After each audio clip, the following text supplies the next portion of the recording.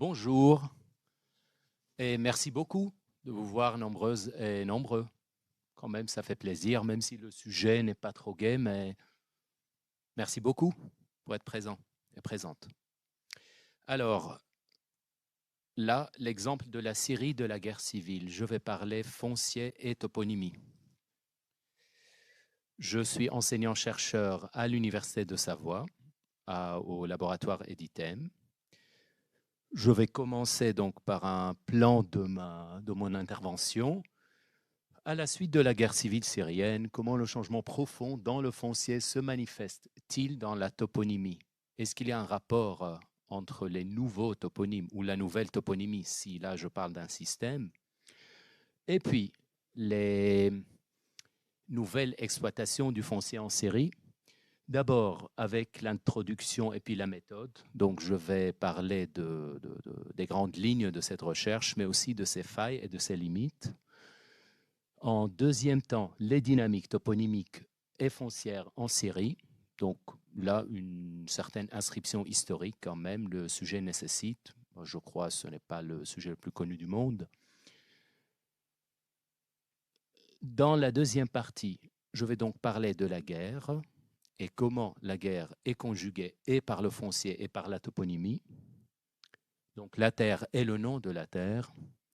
Et en troisième temps, je vais zoomer et parler d'une étude de cas.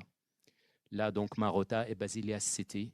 Là, je translittère. City, même en arabe, c'est translittéré, c'est-à-dire on écrit city et non Medina, qui se traduit en city ou en cité ou en ville.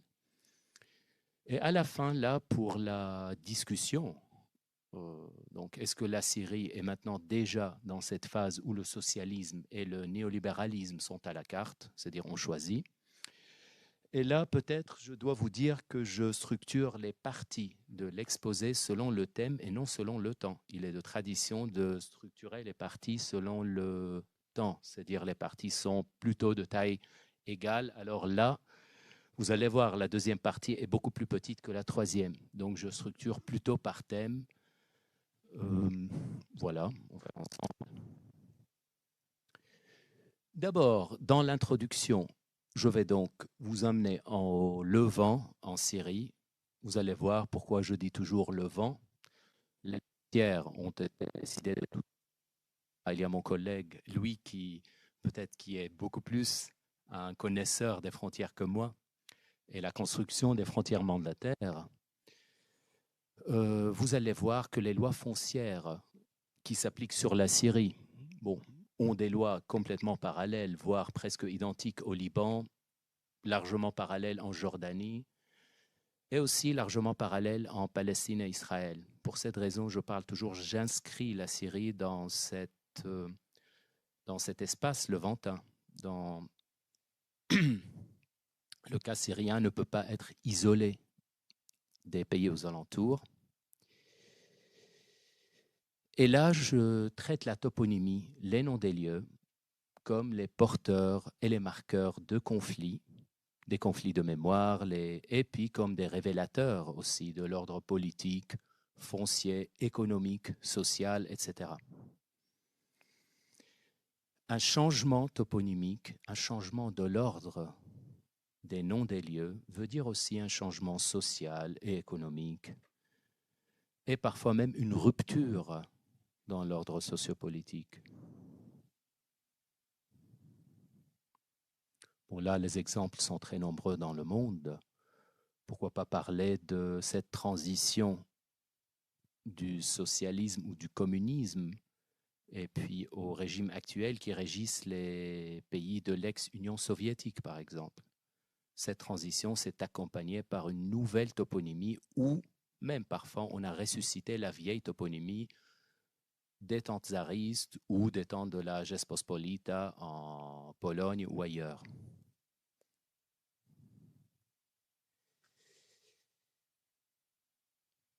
Donc là, je vais faire une lecture transversale qui n'est pas systémique, c'est-à-dire je vais dire pourquoi, qui ne remonte pas à une étude compréhensive ou exhaustive. Je vais faire une lecture transversale des toponymes et des propriétés foncières en Syrie. je m'inspire beaucoup des travaux de Hannah Arendt, la philosophe allemande et américaine, qui parlait beaucoup de la ville, de la police, donc de l'entité politique plutôt, en étant une mémoire organisée. Je m'inspire beaucoup de ces réflexions à ce sujet, la mémoire organisée, c'est-à-dire, ça c'est l'entité politique qui choisit d'oublier et de commémorer, de mémoriser ce qu'elle veut. Les travaux aussi de John Brian Harley, le géographe britannique, et qui exploite beaucoup la carte en étant un document littéraire, c'est-à-dire il analyse les cartes comme il analyse un texte. Je m'en inspire beaucoup. Les travaux de Azariahu, Maoz Azariahu, sur les noms commémoratifs, et puis les travaux de Giraud et Housset, Frédéric Giraud et Myriam Housset, sur la toponymie, la nouvelle toponymie, et la toponymie en étant un dispositif qui révèle donc les changements fonciers, puis politiques, sociaux, etc. Dans ma thèse de doctorat de 2018, j'ai traité les exemples de Beyrouth, là vous voyez, capitale du Liban, de Damas, et puis là, de Dubaï aux Émirats. Alors, l'idée à l'origine était de comparer Beyrouth et Damas, qui appartenaient au même État en 1920, et puis en 2015 et 2014, les deux présentent deux systèmes toponymiques assez différents. Mais quand même, avec la guerre syrienne, il était impossible de faire du terrain à Damas. J'ai puisé dans ma mémoire, j'étais moi-même, je suis né en 1980, j'étais moi-même ingénieur topographe, bon, ici en France c'est l'équivalent de géomètre.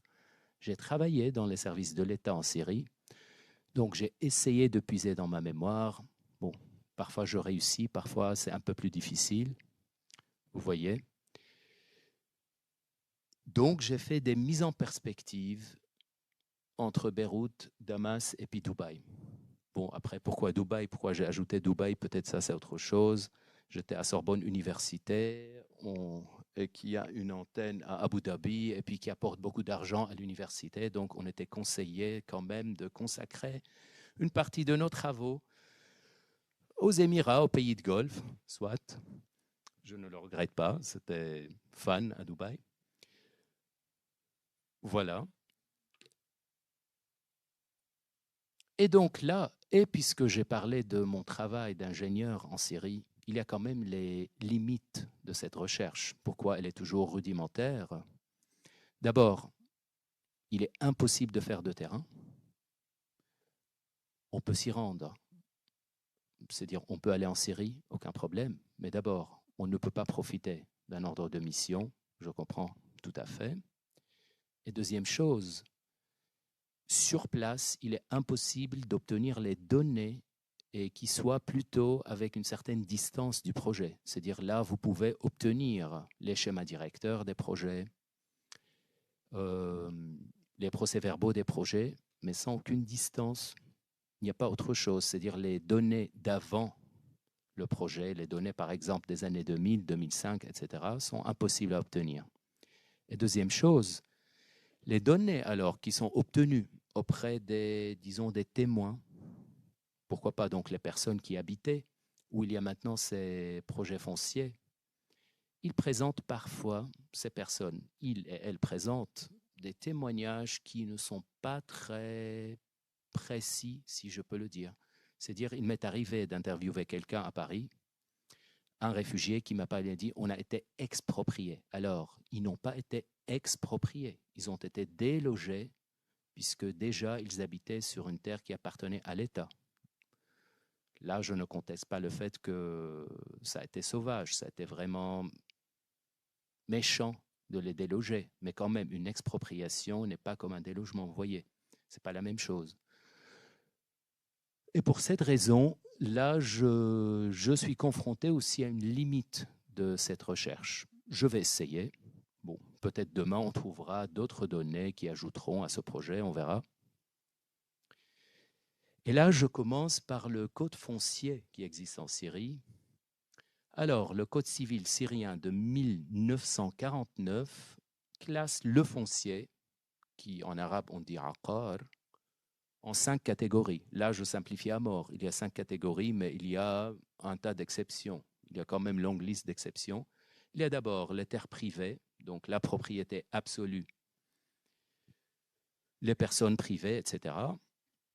Il y a les terres domaniales, là je mets des guillemets, puisqu'il y a quand même des différences majeures avec ce qui est terre domaniale ici en France, et qu'on appelle là-bas dans le jargon et même dans la loi, on dit les terres miri, qui vient du mot émir, les terres princières, donc les terres qui appartenaient au sultan.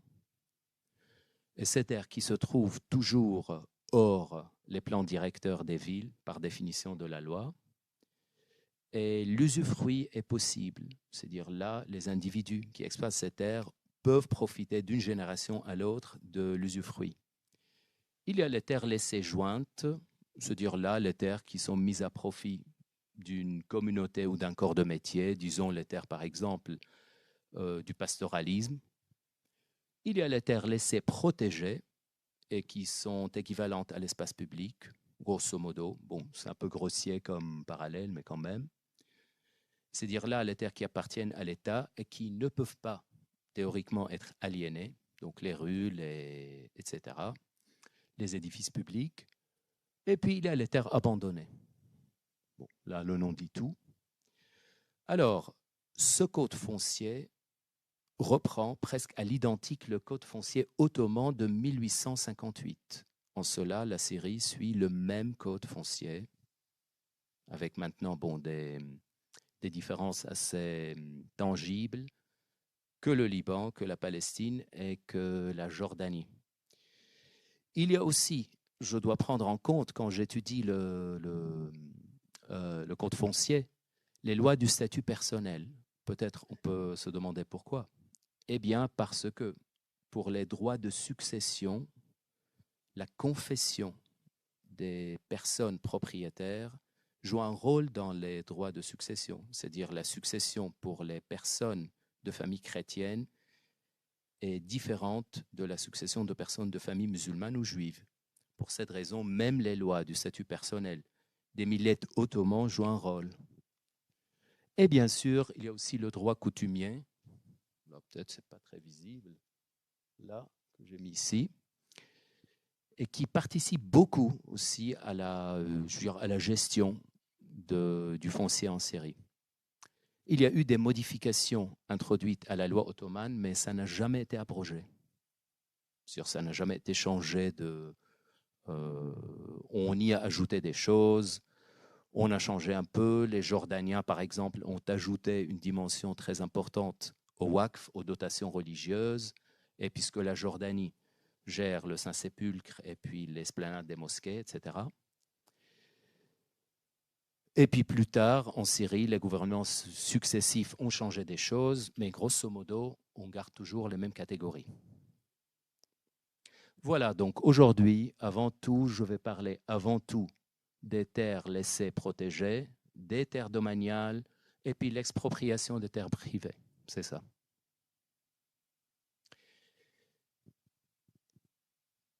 Et là, vous avez la carte de Damas du début des années 30, si je ne me trompe pas. Alors là, il y a eu une invention d'un nouvel État. Vous avez vu qu'il n'y a pas eu d'invention foncière du nouvel État. Il y a eu l'introduction du cadastre dans les années 20, mais il n'y a pas eu un changement majeur dans les lois foncières. En revanche, il y a eu l'introduction de quelques dynamiques toponymiques à Damas et à Beyrouth et ailleurs dans les pays du Levant. Plus tard, la Syrie a réécrit la carte, mais n'a jamais changé les dynamiques toponymiques, les dynamiques de commémoration qu'a introduites la puissance mandataire. Je prends l'exemple des martyrs. Avant 1920, la notion du martyr national, et non martyr religieux, la notion du martyr national n'existait pas.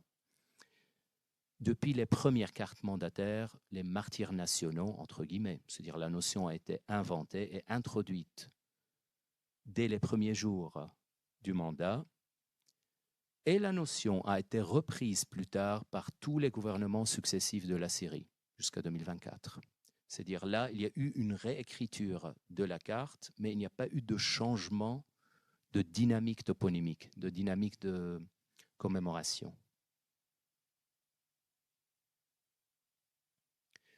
Voilà donc une toute petite histoire des lois foncières. Il y a eu, avec l'union entre la Syrie et l'Égypte, une loi de la nationalisation qui a donc rendu d'abord public et puis privé une grande partie des terres qui appartenaient aux grands propriétaires terriens. Et à la suite de l'arrivée du parti Baas au pouvoir, les décrets présidentiels ont rendu l'État panarabe, socialiste, et puis ils ont intégré le droit au logement dans les lois, dans l'arsenal juridique du pays, et puis plus tard même dans la Constitution, à partir de 1973.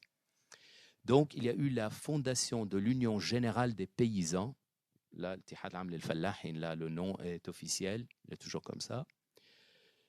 Et avec une maxime qui est devenue donc un texte légal en Syrie, la terre appartient à ceux et celles qui la travaillent ou qui y travaillent. Les deux interprétations françaises sont possibles, et à chacun selon son mérite. Peut-être vous avez pu reconnaître cette citation plutôt marxisante.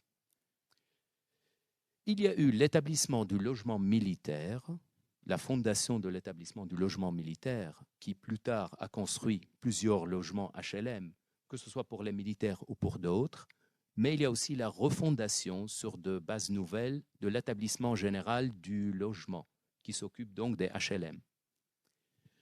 Et là, vous voyez, on ne voit pas très bien le logo, mais il y a donc une sorte de maison.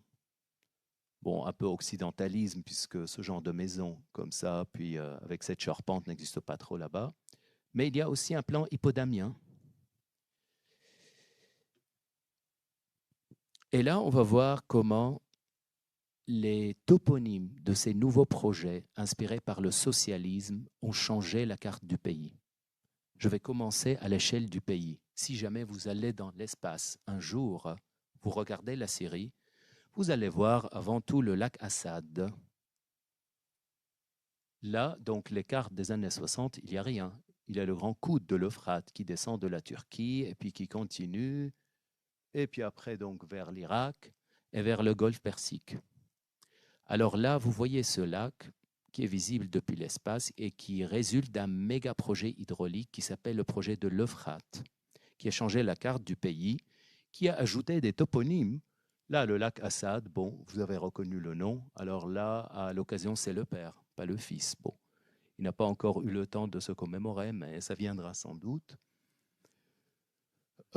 Et là, il y a donc une ville modèle qui s'appelle la ville de la Révolution, littéralement Medinat Saoura, et qui a été développée pendant les années 70 pour loger les ouvriers de la zone du projet de l'Euphrate.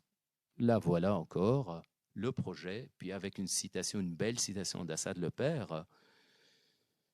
Et là, qui voit ça comme un signe de progrès. Là, voilà donc le projet qui est vraiment un méga projet et qui a ajouté des aménagements pour la plupart sur les terres de l'Euphrate qui ont été soit expropriées ou des terres qui appartenaient à l'État, des terres domaniales qui ont été mises au profit donc du projet. Je vais changer d'échelle. Alors là, je suis autour de Damas, la ville capitale, et là, vous voyez un nombre de projets, ou au moins, il y en a aussi ici, il y en a des projets qui n'ont jamais été concrétisés. Là, par exemple, la banlieue Assad, bon, qui prend le nom d'Assad le père, à nouveau, mais qui est encore non organisée. C'est-à-dire là, l'État reconnaît que là, il y a de l'habitat informel, donc il laisse les habitants faire puisqu'il n'y a pas d'autres moyens. Les constructions HLM ne peuvent pas répondre à la demande, donc l'État reconnaît l'existence ici, par des textes réglementaires, des zones informelles, et puis on les laisse bâtir, construire, etc., afin d'organiser la zone dans une date ultérieure. C'est un dispositif qui donc laissait un peu de manœuvre aux gens qui habitaient sur les habitats informels. Il y a le quartier d'Octobre, la même chose donc, une zone d'habitat informel mais qui a été reconnue. Et là aussi le nom Octobre, alors comme la guerre d'Octobre, la guerre de Kippour, il y a le quartier de la Solidarité, Tadamon, là, où loge des réfugiés palestiniens de 1948, donc une zone qui est reconnue comme informelle. Et puis, elle a été très partiellement réorganisée au fur et à mesure.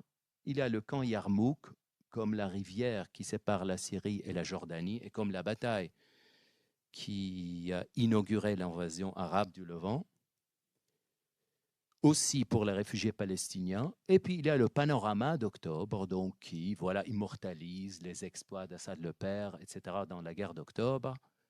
Et là, on est sur une zone qui a été organisée avant l'édification du panorama.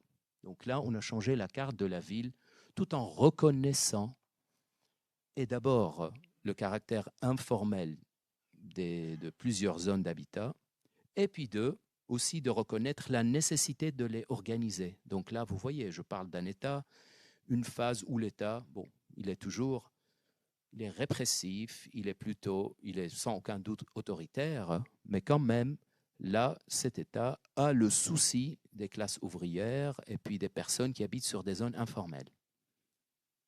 Si je zoome sur la carte de Damas, alors là, vous voyez, il y a plusieurs toponymes.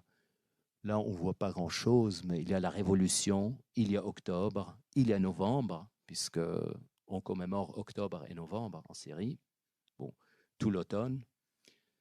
Il y a plusieurs, donc Tishrin qui est octobre, et puis il y a un novembre, je crois, il y a Bassel Assad, le fils de Hafez Assad, qui a été tué lors d'un accident de voiture, etc.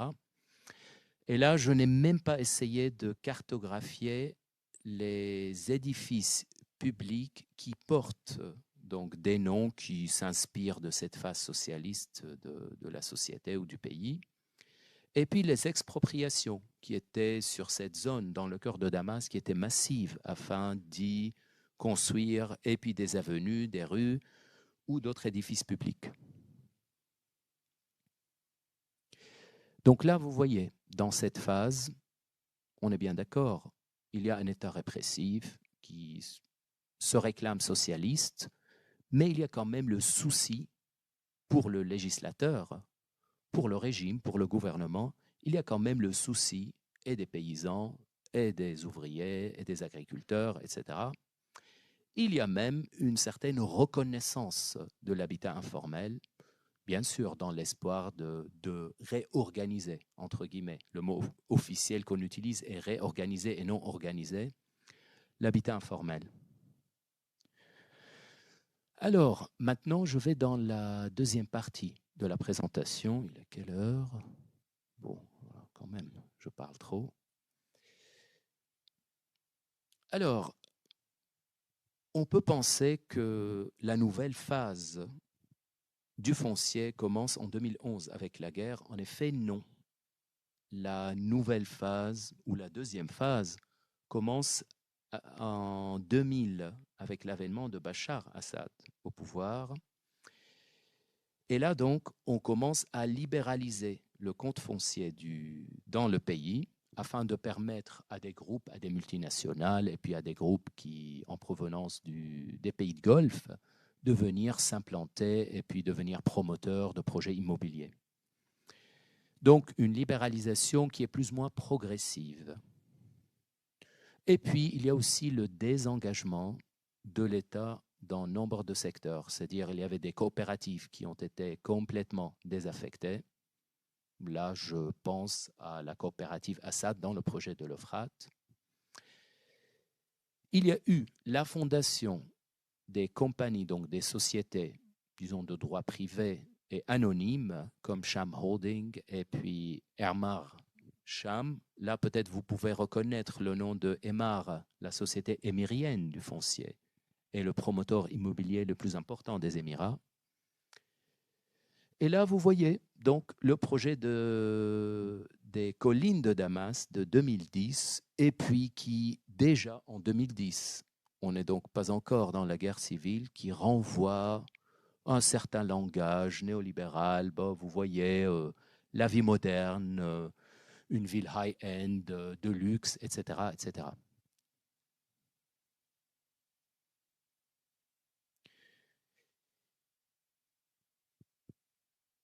Alors là, les nouveaux projets, quand les nouveaux projets se préparent, en même temps, il y a eu une sorte d'exode massif en Syrie de cette zone nord-est. Donc là, vous voyez l'indice de végétation par différence normalisée. Donc là, vous voyez la pression. Il y a eu un exode de, bon, on parle de peut-être à peu près 500 000, mais ça peut peut-être monter à 600 000 habitants qui ont quitté leur habitat. Là, je parle d'agriculteurs, donc de familles d'agriculteurs, qui ont quitté leurs terres pour regagner les grandes ceintures des villes entre 2006 et 2009. En 2010, on parle de presque entre un cinquième et un quatrième de la totalité des habitants du pays qui vivent sur des zones d'habitat informel, c'est-à-dire à peu près 5 millions, peut-être un peu plus. Et principalement autour de Damas, là, ici, autour d'Alep, autour de Homs, mais ailleurs aussi dans le pays.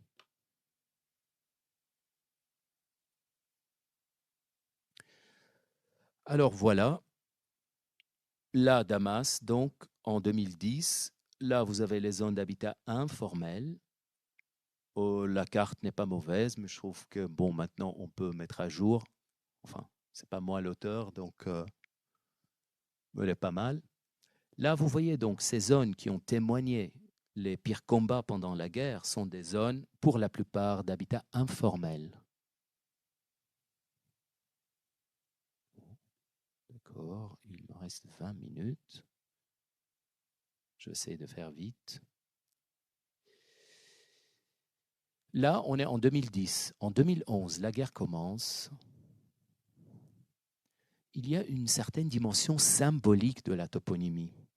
Dès les premiers jours de la guerre, quelques activistes ou militants, si vous préférez, ont essayé de changer les noms des rues. Là, la rue s'appelait 8 mars, comme la révolution, soi-disant révolution, le coup d'État du BAS. 1963, il a été changé en 15 mars, c'est-à-dire le début du soulèvement qui a abouti à la guerre civile actuelle. Et là, vous voyez, il y a donc, là, on a ajouté avec le nom de Hafez Assad, on a ajouté Ibrahim Kachouch, donc une personne qui était censée être un héros de la révolution. Bon, peut-être cette personne n'avait jamais existé. On ne sait pas si c'était vraiment une personne physique ou une invention des rebelles. Mais peu importe, là, je parle du principe. Et là, cela a nécessité une protestation officielle de l'ambassadeur syrien à l'ONU. Comme quoi, on ne peut pas changer les noms géographiques comme ça, comme on veut, puisque c'est une affaire souveraine, régalienne, etc. De l'autre côté, il y a eu l'ajout de quelques personnes jugées amies du peuple syrien ou du régime syrien, si vous préférez. Donc, il y a la rue Hugo Chavez.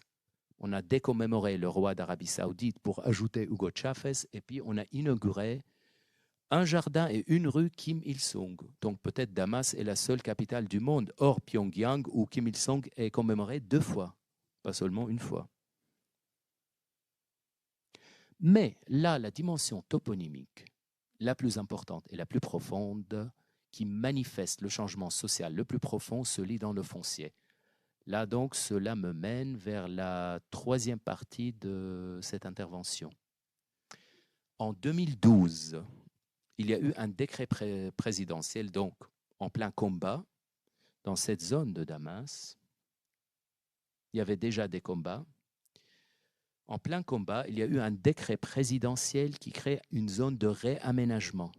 Là, je cite l'expression telle qu'elle. On parle d'un réaménagement sud de Damas, cette zone, afin d'organiser le mot en arabe, on dit ashwaiyet, donc littéralement les logements aléatoires qui sont sur place, c'est-à-dire l'habitat informel.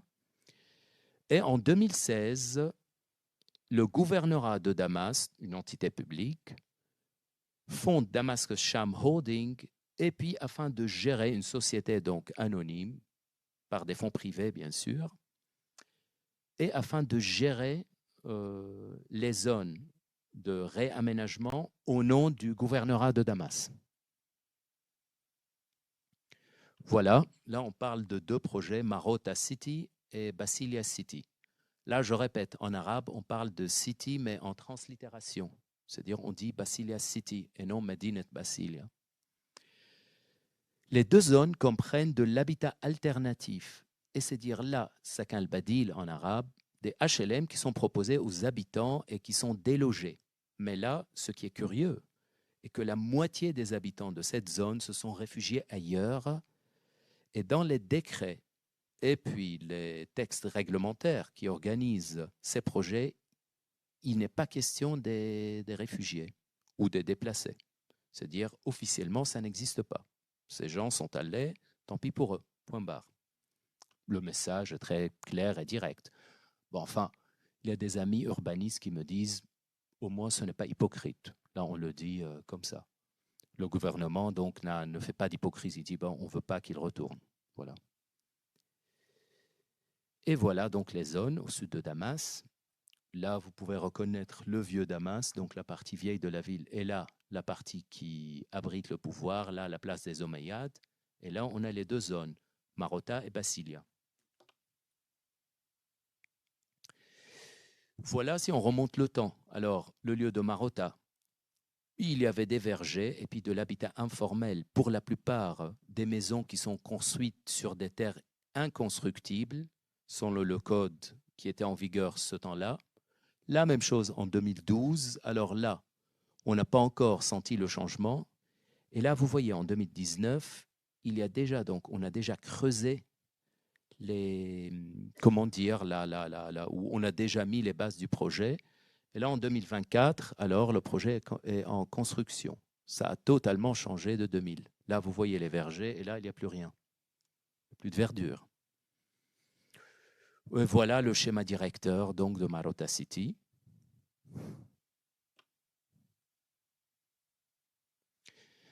Et là, je vais citer les textes réglementaires par le gouvernorat de Damas. Alors, là, on veut créer des villes globales qui auront des gratte-ciel, des tours et toutes les caractéristiques nécessaires à cette fin et qui surpasseront Dubaï, je ne sais pas comment, par quel miracle, mais bon, peut-être. Et puis, qui placera Damas sur la carte des villes globales, etc., etc. Peut-être vous avez reconnu le langage. Ça, on le lit partout maintenant. Tous les projets postmodernes, modernistes, etc., alors, et selon la municipalité, Marota est un mot syriaque qui veut dire souveraineté. Basilia est un mot syriaque qui veut dire paradis. Bon. Marota, vous avez entendu parler des Maronites, du prénom Marie. Est-ce qu'il y a des Maries dans la salle? Parce que ça vient aussi de Marota. De Marota, ou Moran en araméen, et puis plus tard en syriaque, et qui veut dire la seigneurie, la souveraineté, la maîtrise de soi et puis des autres, etc. Et puis, il y a aussi une partie globale quand même, city. Ça, c'est plutôt une dubaïsation, business city, etc. City. Alors, pour Basilia, c'est un peu plus compliqué. Basilia, Vasileia en grec, qui veut dire la souveraineté. Dans la prière, donc, Notre Père, que ton règne vienne, le mot utilisé en grec est Vasileia. Dans ce sens, le syriaque utilise le mot, un mot qui est purement religieux, pour parler du règne de Dieu, du royaume des cieux. Bon, après, comment convaincre les gens que le royaume des cieux se trouve à Damas, ça c'est autre chose. Et ce n'est pas la première basilia en Syrie. La première basilia en Syrie, Basilie, qui était à Alep, au nom d'un grand propriétaire terrien qui vient d'une vieille famille catholique d'Alep, Basile Obéji. Ses enfants, Maurice et Morissette Obéji, ont construit un quartier qui s'appelait Basilie, comme leur père, mais ça a changé de nom pendant les années 50. Et aujourd'hui, ça s'appelle Mogambo, un des plus grands quartiers d'Alep. Donc, là, vous avez vu, que ce soit Marota ou que ce soit Basilia, il y a une certaine onomastique qui renvoie à ces deux noms. Mais ce qui est nouveau ici est que ces projets introduisent des noms grecs et puis syriaques sur la carte du pays et qui est officiellement panarabe. C'est-à-dire pendant les années 60 et puis 70 et même 80, les topographes devaient changer les noms jugés non arabes sur la carte du pays afin de les rendre arabes.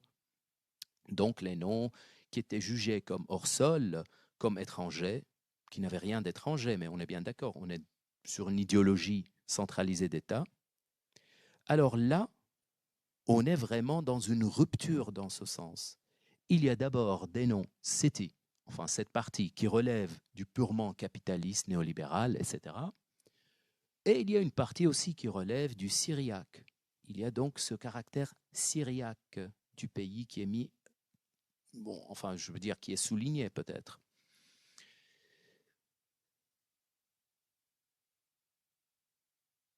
Et là, officiellement, le pays est toujours panarabe. Et même Assad lui-même, il s'en prend aux syriacophiles, mais dans les pratiques, là, il y a une rupture. Là, je peux recenser moi-même, en étant topographe, qui ai moi-même travaillé en Syrie sur les noms des lieux. J'étais familier avec ces cas. J'ai travaillé sur des zones où on utilisait des noms locaux, par exemple arméniens ou grecs, mais sur la carte, il fallait trouver l'équivalent arabe, il fallait arabiser. Alors là, on est sur une rupture. Là, la municipalité de Damas et le gouvernorat de Damas introduisent des noms faits de toutes pièces, dans ce cas, pour effacer des noms locaux, tout simplement Kfarsousse et Psatin Kfarsousse, sur place, donc des noms qui relèvent de l'histoire de Damas. Là, donc, je peux peut-être vous montrer ces trois phases, bien sûr. Après, c'est un peu conventionnel, la division que j'ai choisie. À partir de 1958, il y a le code foncier qui commence à être socialisé, entre guillemets. Donc là, on met l'accent sur ce qui est social et puis plus tard même socialiste. Les projets fonciers, la même chose, avec les habitats HLM, et puis avec de l'habitat pour les paysans et autres. La toponymie foncière est elle aussi socialisée, arabisée, etc. Entre 2000 et 2011, le code foncier est progressivement libéralisé. Il y a plein de projets mixtes, donc des projets avec des compagnies en provenance des pays du Golfe et autres, mais en secteur mixte, c'est-à-dire en partenariat avec l'État, et de la toponymie qui est relativement stable dans cette phase. Après 2011, le code foncier est maintenant complètement libéralisé, donc des lois libéralisées, mais dans un contexte autoritaire, on est bien d'accord. Les projets fonciers globaux commencent à apparaître, ce qui n'était jamais le cas avant. Et puis, il y a toute une nouvelle toponymie, en rupture avec la tradition socialiste et panarabe du pays.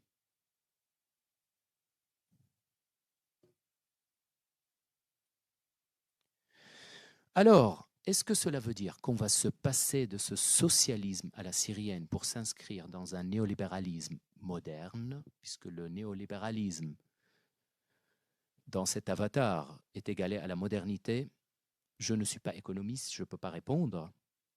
Le socialisme à la syrienne, bon, oui, c'était un État répressif, c'était un État autoritaire, tout ce que vous voulez, mais quand même, il y avait un côté socialiste qui se souciait et des paysans et des ouvriers et des classes populaires, qui reconnaissaient l'habitat informel et qui voulaient réorganiser les villes afin d'inclure dans les schémas directeurs l'habitat informel.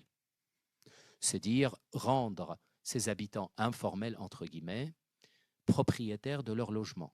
Il y avait ce souci. Entre 2000 et 2011, ce souci commence à disparaître et depuis 2011, on n'entend plus parler. Il y a de l'habitat alternatif, mais je crois 400 ou 500 appartements sur les 10 000 dans le projet. Et donc dans un pays où normalement on était censé avoir la moitié des habitats en logement social, alors là on passe à moins de 10%, voire 5%, et ça sur le projet. En réel, c'est apparemment beaucoup moins. Là, je vous avais parlé de l'impossibilité d'obtenir des chiffres qui sont tranchants. Donc, est-ce que c'est une étape nécessaire? Et puisque la reconstruction du pays, selon la Banque mondiale, nécessite à peu près entre 250 et 400 milliards de dollars, donc on a besoin des fonds et on a besoin de cet aspect global des investissements, sinon il n'y aurait pas d'investissement, donc pas de reconstruction. Mais il y a aussi une volonté symbolique d'effacer la révolution de la carte, c'est-à-dire l'État qui parlait pendant longtemps de la ville Thawra, la ville de la révolution sur l'Euphrate, dans le projet de l'Euphrate, maintenant reprend l'ancien nom du village qui était sur place, Tabqa, Tab'a, et parce que révolution maintenant dans l'esprit pourrait renvoyer à 2011, c'est-à-dire le soulèvement populaire. Donc il y a aussi une volonté politique d'effacer cela des esprits. Peut-être. Là, je me fais des hypothèses. On n'y est pas encore. La guerre est toujours, continue toujours. Donc, on n'a pas encore des réponses, mais on a le droit de poser des questions. Alors, d'autres exemples dans le monde, bon, il y en a pas mal quand même, où le changement foncier est exprimé par un changement toponymique. Je peux peut-être penser à l'Égypte avant tout, où les nouveaux projets fonciers, et pour une partie importante, sont des gated communities, donc ce sont des communautés qui sont surveillées à l'accès restreint pour des riches. Alors là, la toponymie reflète souvent l'idéologie des habitants. C'est-à-dire, si vous êtes islamiste, donc l'idéologie ou les noms des lieux vont renvoyer, je ne sais pas, au calife ou aux héros de l'islam. Si vous êtes libéral, alors on va trouver des figures libérales à commémorer. Donc là, en lisant la toponymie, on peut même se rendre compte, on peut comprendre les tendances politiques des habitants. Ça peut être le Cambodge. J'ai une amie et collègue, Julie Blot, qui a soutenu sa thèse en 2013, je crois, ou 2014, à Paris-Sorbonne, et qui a travaillé sur les déguerpissements au Cambodge. Et là, elle a montré aussi ce rapport. Donc, le déguerpissement, le délogement des habitants, qui s'accompagne aussi par une nouvelle toponymie. On veut oublier, mettre de côté le passé. Donc là, est-ce que je peux parler d'un néolibéralisme à la carte? Alors, là, l'État, on est dans une phase où on veut garder ce qui est répressif, mais oublier ce qui est socialiste. Est-ce que c'est possible? Je ne sais pas. Je n'ai pas de réponse.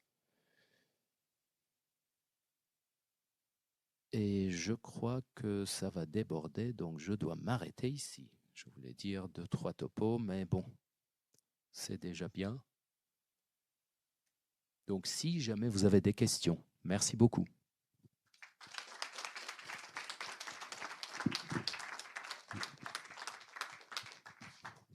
Choukran, un grand merci pour cette présentation. Merci beaucoup.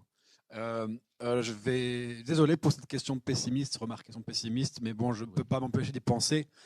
Moi, je suis un grand ami de la Syrie et du Levant, et je ne peux m'empêcher de m'inquiéter du sort de la Syrie. Alors, désolé d'extrapoler un petit peu. Je suis à la fois content de voir qu'il y ait des projets de reconstruction et d'aménagement du territoire. Oui, vous êtes trop optimiste par rapport à moi. Merci beaucoup. Oui. Ah, ok. Bon, bah écoute, bon. Je ne sais pas quoi vous dire là. Non, là, je vous en prie, continuez. Non. Donc, ma question, donc, elle déborde un peu, évidemment, mais je ne peux m'empêcher de penser qu'est-ce que va devenir la Syrie quand on voit ce qui se passe donc, à Gaza et maintenant au Liban, ce qui est très préoccupant. Oui. Bachar el-Assad est resté très discret sur la question de Gaza et du Liban depuis des mois. Ce que je peux comprendre par peur d'avoir à nouveau des bombes qui pètent sur lui, vu qu'il y a eu quand même une guerre assez sévère. Bon, il y a déjà la maison de son frère qui a été bombardée, mais son frère a reçu un téléphone, comme quoi, un coup de téléphone, comme quoi on sait que vous n'êtes pas à la maison, et bon, mais la prochaine fois vous y serez. Donc, oui, ça ne m'étonne pas venant de on sait qui.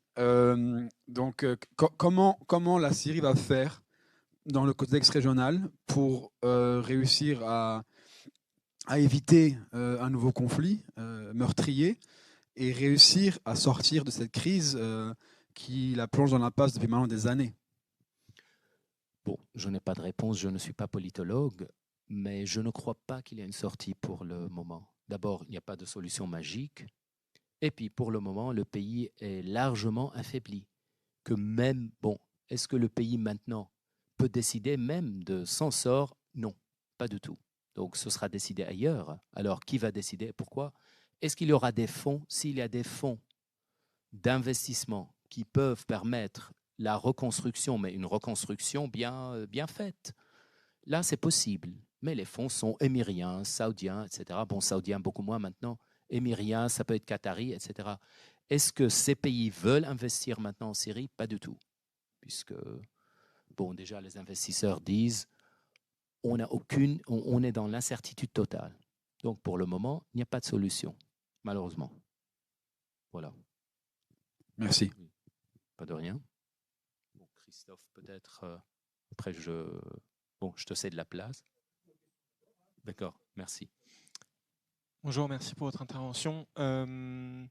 Sur les cas des localités qui ont été prises par exemple par l'État islamique ou même par les rebelles syriens, est-ce qu'on a observé des changements de toponymie dans un sens ou dans un autre? Alors, des changements toponymiques et des changements fonciers. J'ai choisi de ne pas en parler, mais d'abord l'État islamique.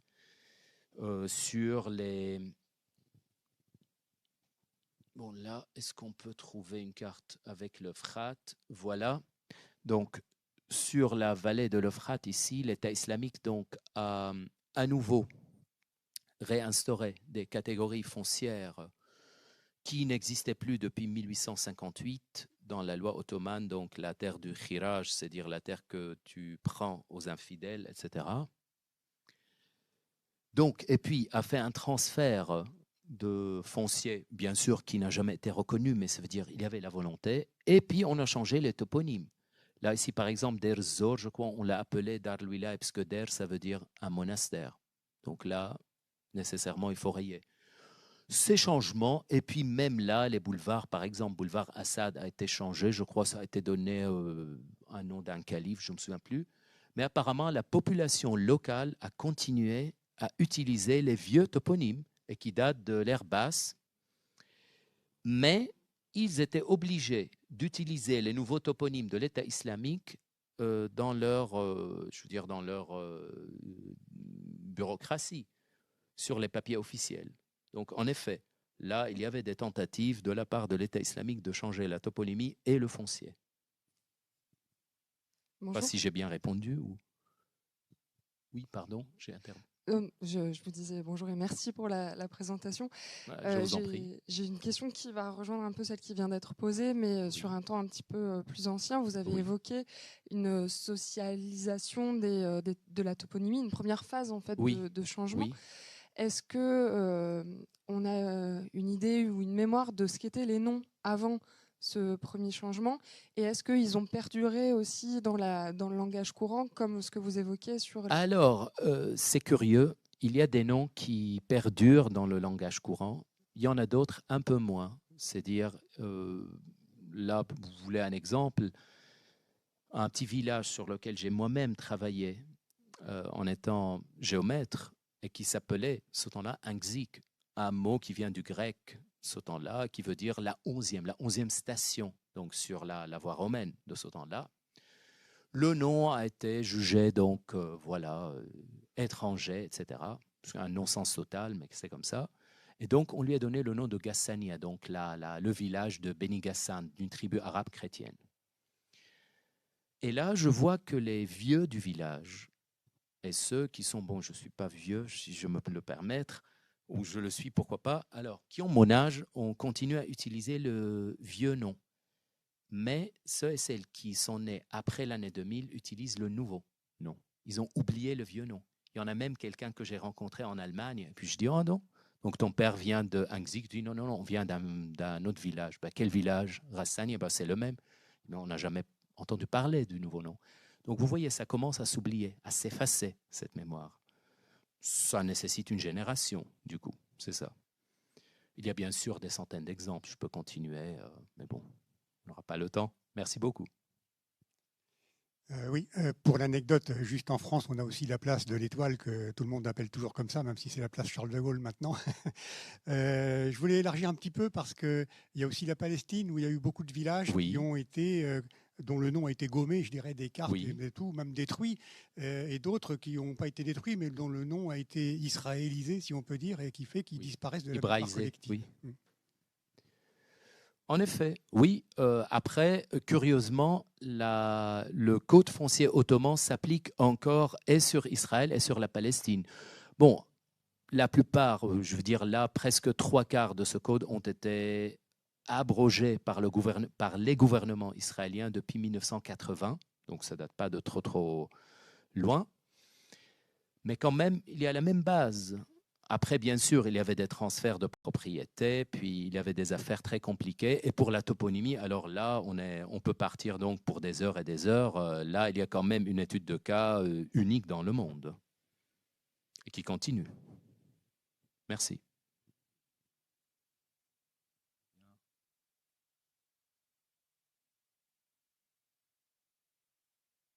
C'est bon? Eh bien, merci beaucoup. Merci.